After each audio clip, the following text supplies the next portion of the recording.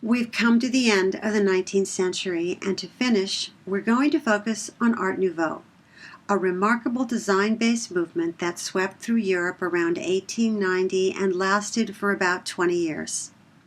Art Nouveau overlapped a time the French called La Belle Epoque, which means the beautiful era. Europe was at peace and enjoyed enormous prosperity from colonial enterprises abroad and industrialization at home.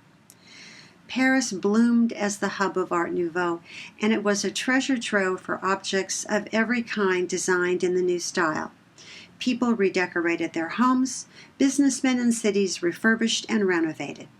It was a heyday for designers given the compulsion for consumption and the dizzying number of people with money to spend. Americans helped out as well. They called this period the Gilded Age in the United States, a heady moment of robber barons and newly minted millionaires who competed with each other for wealth, power, and ostentatious display. Rich Americans descended on Europe where they bought the very old, sometimes entire rooms of furniture from English aristocrats to the very new, avant-garde paintings, Parisian fashions, and Art Nouveau everything. Art Nouveau aimed for the unity of all art and design. That is a very utopian stance. How exactly could any movement be that inclusive? Imagine graphic designers and silversmiths, painters and woodworkers, jewelers, metal and textile designers, architects and ceramicists who all agreed on the same stylistic elements whether they were made by hand or by machine, shown in a gallery or sold in a shop. This went far beyond arts and crafts, but that was the prize that Art Nouveau dangled. Art Nouveau means new art, but its origins were always in design, and that was undoubtedly a sticking point for the fine artists.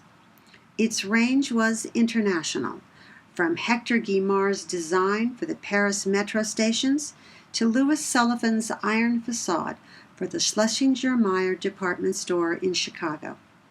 It was a movement based on formal elements, and that was both the allure and its inherent weakness. There had not been an international, all-inclusive European style since the 18th century Rococo, and the audience for that had been considerably smaller and decidedly aristocratic. In retrospect, any attempt to channel a modern society into a singular aesthetic seems irreconcilable with modern beliefs in individuality, innovation, and continual change. But supporters of Art Nouveau were enthusiastic and committed, and they believed that their aesthetic goals would provide the avenue to unite all the arts in a decidedly modern approach. Much like the Post-Impressionists, who shared theoretical and formal positions regardless of subject matter, Art Nouveau singled out the formal element of line. Henry van de Velde, the leading designer and advocate for the movement in Belgium, believed that Art Nouveau could unite all forms of art because of its emphasis on line and color, rather than on content and narrative, and because the principles and aesthetics of Art Nouveau could be extended to any surface. Medium, subject, technique, process, or kind of objects, those were divisive elements that segregated art makers, and that was to be avoided. You're looking at examples of different Art Nouveau typography, and while they are all different, they all demonstrate a curvilinear emphasis. They all share the same formal approach to line. I chose typography to start with because we associate it with printing and advertising, with information rather than images, and that meant that it was utilitarian. It's important to remember that design carried the connotations of utilitarian. It could be beautiful, and this is a very elegant type, but it had to be useful. As a primary formal element, line was expressive, and everyone in art and design used line in some way. Line could be abstract, geometric, symbolic, ornamental, structural. Line could be interpreted in any medium, on any surface, in any color, by hand or by machine. René Lallicque's custom-made jewelry are hallmarks of Art Nouveau. You're looking at a hairpin and a brooch, both made of costly materials including gold and diamonds and time-consuming procedures like cloisonné.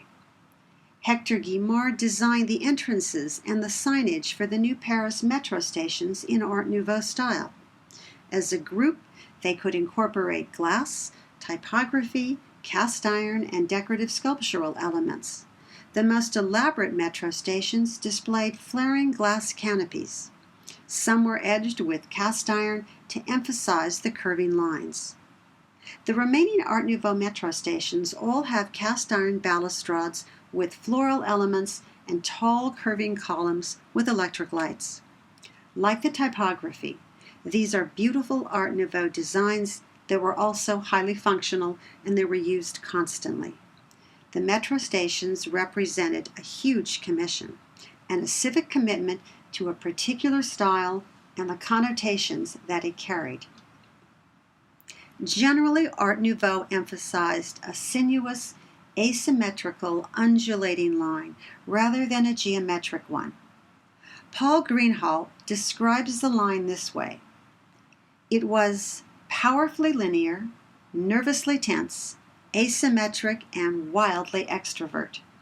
It sounds like he's describing a line with a personality all of its own, a dynamic personality that meshed the natural world with an aggressively modern one, a personality that was vibrant and strong, but also sexy and sensuous and somewhat feminine.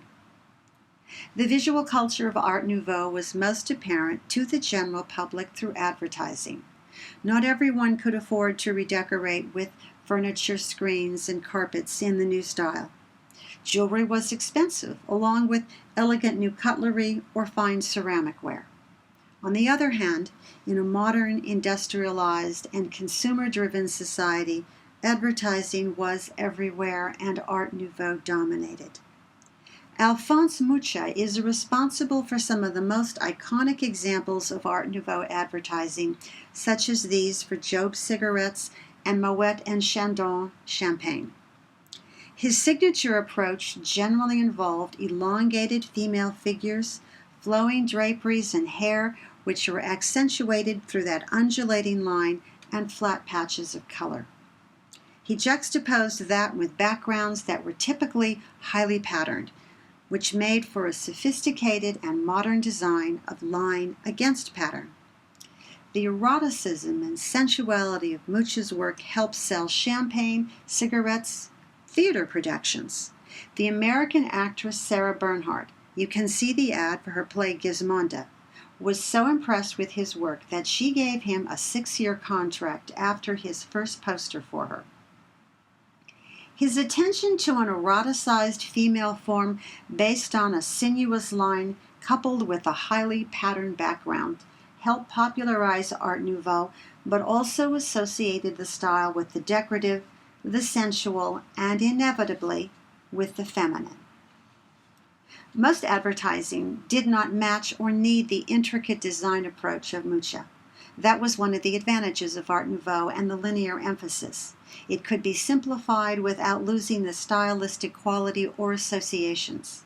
These two examples, one an advertisement for chocolate and the other a Harper's Weekly cover, demonstrate the point.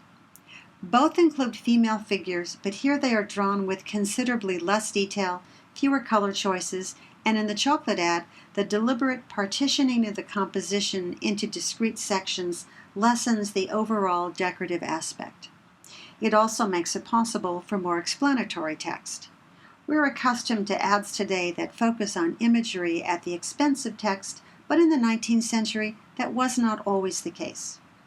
Both ads use Art Nouveau stylized fonts, and the Harper's exploits that with the firecrackers arranged as curved letters. That Art Nouveau influence is also reflected in the magazine's masthead. That's a minor but interesting point. This was not the magazine's original font, but a switch to a more modern one that reflected the aesthetic and commercial appeal of Art Nouveau. The popularity of Art Nouveau in Paris also owed a debt to the efforts of Siegfried Bing. He was a wealthy art dealer who was enamored with Japanese art and design, which he imported and sold. To promote Japanese art, he even produced a monthly journal from 1888 to 1891. Bing became a strong advocate for Art Nouveau, and in 1895 he opened a gallery, aptly named Maison l'Art Nouveau, where he featured new designs for interior decoration. Henry van der Velde designed the interiors, and the boutique was a showcase for Art Nouveau and a meeting ground for wealthy clients. That Japanese design influence already resonated with the avant-garde. It had influenced both Impressionism and Post-Impressionism. Bing's interest in Japanisme and Art Nouveau took a somewhat different trajectory, however, because now the focus was on design, not fine art, and on objects that were intended to be used and shown. They operated as signifiers of their owner's taste and status. Despite its undeniable beauty and appeal to designers and consumers, Art Nouveau did not find strong support as a universal aesthetic among the fine artists. As we have already seen, a stronger focus on line and its expressive abilities appealed to post-impressionist artists, but their aesthetic and technical changes in style and approach were made in response to Impressionism, or to theoretical positions that originated within the discourse of fine art. Regardless of the complexity or technical expertise and beauty of Art Nouveau, the style was grounded in designed objects, and designed objects were associated with usefulness and function, regardless of their sensual appeal or cost. Inevitably, design was associated with commerce and retail, and those were two associations that the fine art world avoided at all costs. Ultimately, Art Nouveau literally choked on its own beauty and sensuality, on associations with the decorative and the feminine, with surface appeal, with advertising and consumption, with commercial applications, with beautiful objects, even luxury objects, with things rather than with ideas. That was the breaking point for the avant-garde, and particularly for artists influenced by post-impressionist ideas.